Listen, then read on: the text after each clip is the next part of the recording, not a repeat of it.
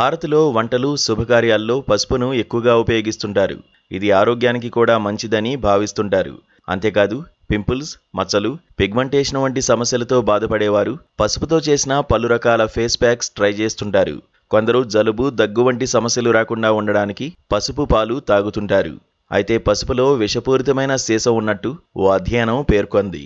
భారతదేశం, నేపాల్, పాకిస్తాన్లో అమ్ముతున్న పసుపులో సీసం అధిక స్థాయిలో ఉన్నట్టు గుర్తించింది. భారత ఆహార నాణ్యత ప్రమాణాల సంస్థ నిర్దేశించిన గరిష్ట పరిమితి ప్రకారం గ్రాము పసుపులో లెడ్ మోతాదు 10 మైక్రోగ్రాములు మించకూడదు. కానీ ఈ అధ్యయనంలో పరిశీలించిన పసుపు శాంపిళ్లలో లెడ్ మోతాదు 1000 మైక్రోగ్రాముల కంటే అధికంగా ఉన్నట్టు తేలింది.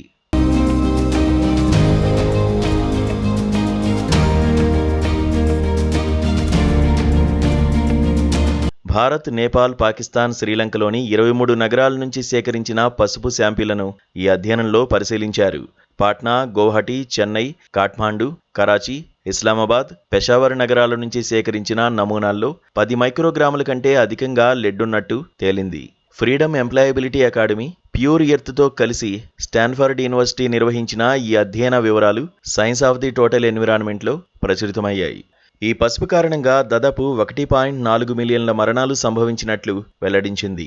ఈ మేరకు బంగ్లాదేశ్లోని international centre for diarrhoea disease research బృందాలు స్టాన్ఫోర్డ్ విశ్వవిద్యాలయంతో కలిసి చేసిన పరిశోధనలో పసుపుకి సంబంధించిన పలు షాకింగ్ విషయాలు బయటపెట్టింది.